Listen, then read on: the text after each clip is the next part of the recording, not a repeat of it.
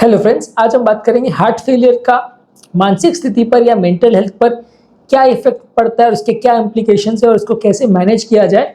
Heart failure एक काफ़ी stressful condition है। आदमी अपनी फिजिकल कैपेबिलिटी गेन नहीं कर पाता, मेंटल स्ट्रेस तो होता ही है। एक बीमारी है जिससे लड़ना मुश्किल है, प्राण घातक बीमारी है, जान भी ले सकती है। तो ऑब्वियसली वो डर के साए में ज़िंदगी को जीना अपने आप में एक टेंशन होता है। इस तरह के पेशेंट्स में मेंटल स्ट्रेस रिलेटेड क्या प्रॉब्लम्स होती हैं उसको आज हम डिस्कस करेंगे, और बचने के लिए या उससे निकलने के लिए क्या चीज़ों पर ध्यान देने की आवश्यकता है उस पर बात करेंगे। टॉपिक पर जाने से पहले जो लोग मेरे चैनल पर नए हैं उन्हें रिक्वेस्ट करूँगा कि चैनल को सब्सक्राइब करें और वीडियोस को ज़्यादा से ज़्यादा लाइक और शेयर करें। देखिए, ये तो ऑब्वियस सी बात है कि अगर आपको ऐसे बीमारी बता दिया गया कि आपको हार्ट फेलियर है तो एंग्जाइटी तो हो जाएगी, घबराहट तो हो ही जाएगी, मन डिप्रेस भी हो जाएगा कि भाई इस तरह की बीमारी मुझे क्यों हो गई, मुझे ऐसी कोई खराब बीमारी होनी थी, मैं तो सब चीज़ों का ध्यान भी रखता था, मैं तो अपनी लाइफस्टाइल को अच्छे से जिया। आदमी उस समय अपने आप को रेट्रोस्पेक्टिव उस फेज में ले आता है कि यार एक गिल्ट की फीलिंग होने लगती है कि मैंने ये किया था शायद इसलिए हो गया, मैंने वो किया इसलिए हो गया। मैं कई बार बहुत ज़्यादा ओवर सुपरस्टिशियस भी हो जाता है कि मैंने ऐसा करा था शायद इसलिए बीमारी मुझे आ गई, मैं भगवान के मंदिर नहीं गया था इसलिए मुझे प्रॉब्लम आ गई, मैं नास्तिक था इसलिए ऐसा हो गया।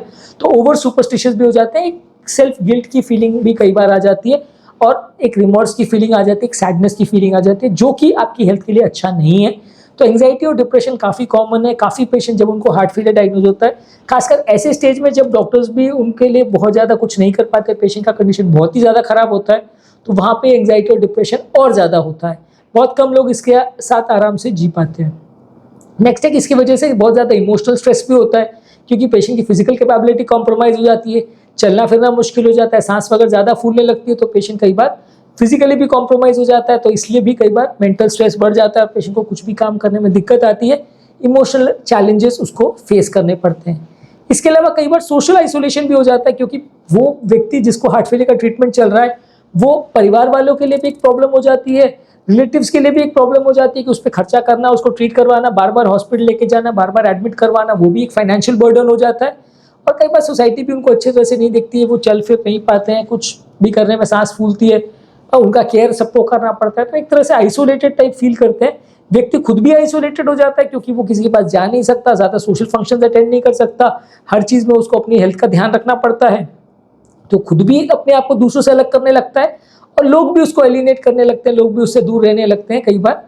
जो ऑब्वियसली हार्ट फेलियर में ये उतना नहीं है जितना कुछ HIV है जैसी बीमारियों में है, क्योंकि HIV वगैरह की बीमारियों के लिए तो लोग पेशेंट को ब्लेम करना चालू कर देते हैं कि लंग कैंसर है HIV में, कि जहाँ पेशेंट ने गलती करी इसकी उसको सजा मिल रही है।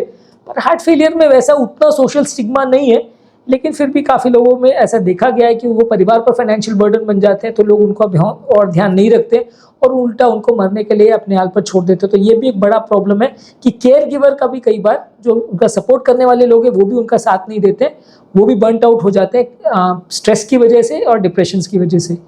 इसके अलावा पेशेंट का बॉडी इमेज और सेल्फ एस्टीम भी चला जाता है। खुद के बारे में जो अच्छा फील करना चाहिए, अच्छा कपड़े पहनना चाहिए, घूमने फिरने जाना चाहिए, वो सारी चीज़ें चली जाती है और पेशेंट अपने आप को एक सिक रोल में डाल देता है। वो कई बार बेडरिडन टाइप हो जाता है, घर पे ही पड़ा रहता है और एक मेंटल स्ट्रेस में चला जाता है। ये सारी चीज़ सीवियर हार्ट फेलियर में ज़्यादा एप्लीकेबल है। Early stages of heart failure है जहाँ ये 40-45% है, आराम से अगर सब काम कर पा रहा है पेशेंट, तो इतना इमोशनल या मेंटल बर्डन पेशेंट को नहीं होता है। कुछ ही लोग को होता है, सबको नहीं होगा।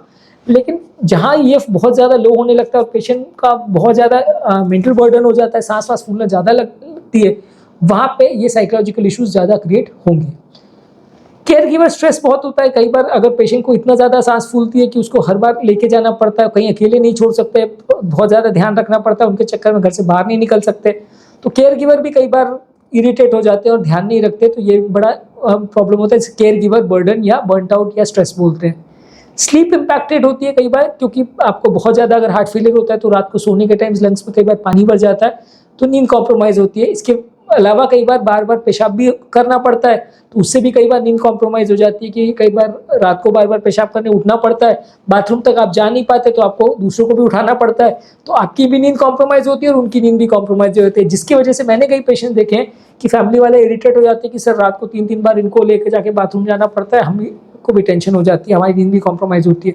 तो ये भी एक और रीज़न है जिसकी वजह से केयर गिवर बर्नट आउट हो जाता है कि फैमिली वाले भी इरिटेट हो जाते हैं कि यार इनको मैनेज करना बड़ा मुश्किल है। तो ये सोशल इश्यूज़ है, फैमिली इश्यूज़ है, जिसको थोड़ा सा मैनेज करना मुश्किल है। पेशेंट की नींद पूरी नहीं होती है तो वो भी दिन भर परेशान होता रहता है और इरिटेटेड ज़्यादा होने लगता है, लोगों पे ज़्यादा चिड़चिड़ाने लगता है। उसके अलावा मेडिसिन से अधेर करने के चैलेंजेस होते हैं। कई बार साइकोलॉजिकल बर्डन और स्ट्रेस की वजह से लोग दवा लेना बंद कर देते हैं, इरिटेट हो जाते हैं कि मैं ज़िंदगी भर दवा नहीं खा सकता, मैं तो बंद कर रहा हूँ, मर जाऊँगा तो मर जाऊँगा, कोई बात नहीं, दवा नहीं लूँगा। तो ये भी बहुत बड़ा इशू रहता है कि कई बार लोग मेडिसिन को इसलिए भी बंद कर देते हैं क्योंकि वो इरिटेट हो जाते हैं और मेंटल स्ट्रेस या एंग्जाइटी की वजह से वो स्ट्रेस को झेल नहीं पाते, तो दवाई बंद कर देते हैं। उससे कंडीशन और बिगड़ जाती है और एक के बाद एक प्रॉब्लम्स होना चालू होते हैं, बार बार भर्ती करना पड़ता है। तो वो भी एक बड़ा इशू है कि मेडिसिन और लाइफस्टाइल के साथ अधेर करना भी मुश्किल है। मेडिसिन के अलावा लाइफस्टाइल भी अधेर करना बड़ा मुश्किल है। अब अगर कोई आदमी को डेली अल्कोहल पीने की आदत है, आप बोल दोगे अल्कोहल नहीं पीना तो वो चिड़चिड़ा हो जाएगा। स्मोकिंग करने की आदत है, आप बोलोगे स्मोकिंग नहीं करना तो वो भी चिड़चिड़ करेगा। अगर किसी व्यक्ति को बाहर घूमने की आदत है, तला तीखा खाने की आदत है, आप बिल्कुल बंद कर दोगे, बॉयल खाना देने लोगे तो भी चिड़चिड़ करेगा। तो ये सारे इश्यूज कई बार बहुत बड़ा प्रॉब्लम बन जाते हैं, जिसकी वजह से पेशेंट बहुत ज़्यादा रिस्ट्रिक्टेड फील करता है, बाहर नहीं जा सकता, खा पी नहीं सकता, नमक नहीं खा सकता, तेल घी नहीं खा सकता, मसालेदार नहीं खा सकता, पूरी डाइट चेंज करो, कोई व्यसन नहीं कर सकता, इरिटेट हो जाता है पेशेंट, जो भी एक मेंटल स्ट्रेस का या साइकोलॉजिकल प्रॉब्लम्स का रीज़न बनता है। ऐसे केसेस में आपको क्या करने की ज़रूरत है? वैसे पेशेंट्स में अगर पेशेंट का मेंटल कंडीशन आपको इम्प्रोवाइज करनी है तो पेशेंट को साइकोलॉजिकल काउंसलिंग करवानी है, एक्सपर्ट साइकियाट्रिस्ट के पास उनको दिखवाना है जो उनको प्रॉपर्ली काउंसिल करे। एज ए डॉक्टर भी, एज ए कार्डियोलॉजिस्ट भी हम पेशेंट को कई बार वो बढ़ाते हैं, स्टेटस बनाते हैं कि ये बीमारी पूरी तरह ट्रीटेबल है, प्रॉपर्ली अगर आप दवा लेते रहो, इवन आपका 15-20% भी अगर रिजेक्शन फ्रैक्शन है तो आपकी लाइफ को बिल्कुल नॉर्मल कर सकते हैं। आप चलना फिरना, इवन मैराथन दौड़ना भी कर सकते हो अगर आप प्रॉपर्ली ट्रेन करो और लाइफस्टाइल को प्रॉपर्ली फॉलो करो। बहुत खराब पेशेंट्स भी हैं मेरे जो बिल्कुल नॉर्मल लाइफ जीते हैं। ऐसे भी पेशेंट्स मेरे हुए हैं जो का इजेक्शन फ्रैक्शन इतना लो था, 10-15 दिन, 1 महीना उनको ट्रीटमेंट किया और इतना इंप्रूव हो गया कि मेरा एक पेशेंट था जो 6 माला चढ़ के मुझसे मिलने को आया था और इतना थैंक्स बोल रहा था। तो वो कई बार इस तरह की चीज़ होती है कि आप हार्ट फेलियर के पेशेंट को प्रॉपर्ली अगर हिम्मत बंधा और प्रॉपर्ली उनको अगर ट्रीटमेंट दो तो कई बार ऑलमोस्ट नॉर्मल लाइफ पेशेंट की हो जाती है, तो कुछ पेशेंट को तकलीफ नहीं आती। तो आपको एज अ डॉक्टर भी पेशेंट को हिम्मत बनाने की ज़रूरत है और पेशेंट के रिलेटिव्स को भी उसको हिम्मत बनाने की ज़रूरत है कि इस तरह के पेशेंट में प्रॉब्लम यूजली नहीं आती है। बस ये है कि बाकी बीमारियों के कंपैरिजन में या आपको थोड़ा स्ट्रेस ज़्यादा होता है, जानकारी ज़्यादा होता है, लेकिन हाँ दूसरी बीमारियों के कंपैरिजन में ट्रीटेबल बहुत अच्छी तरह से, क्योंकि कई ब्रेन की बीमारियां और लंग्स की बीमारी या कैंसर जैसी बीमारियों में तो कोई इलाज ही नहीं है। ज़्यादातर पेशेंट जिनको बीमारियां हो जाती है वो उनकी कंडीशन उतनी अच्छी इंप्रूव नहीं हो पाती जितनी हार्ट पेशेंट में हो पाती है। तो हार्ट की बीमारियों में उल्टा सब बीमारियों के कंपैरिजन में ट्रीटमेंट ज़्यादा अच्छा अवेलेबल है, इसलिए पेशेंट को प्रॉपरली बिहेवियरल काउंसलिंग और साइकोलॉजिकल काउंसलिंग अगर करेंगे तो उसको टेंशन एंग्जाइटी कम होगा। इसके अलावा ज़रूरी है कि पेशेंट की प्रॉपर एजुकेशन करें और रिलेटिव्स की भी प्रॉपर एजुकेशन करें। कई बार क्या होता है कि बहुत सारी छोटी छोटी प्रॉब्लम्स होती है जिसे सॉर्ट आउट कर सकते हैं, नींद का प्रॉब्लम है, पेशाब ज़्यादा जाने का प्रॉब्लम है या कमजोरी का प्रॉब्लम है, बहुत सारी चीज़ों को आप इम्प्रोवाइज कर सकते हो, लेकिन आप पेशेंट को प्रॉपर्ली एजुकेट नहीं करते, रिलेटिव्स प्रॉपर एजुकेटेड नहीं होते तो गलतियाँ होती चली जाती है और फिर कंडीशन बिगड़ते चली जाती है। तो पेशेंट का भी प्रॉपर एजुकेशन इस तरह की बीमारी में बहुत ज़्यादा ज़रूरी है, रिलेटिव्स का भी एजुकेशन होना बहुत इस मामले में ज़रूरी है।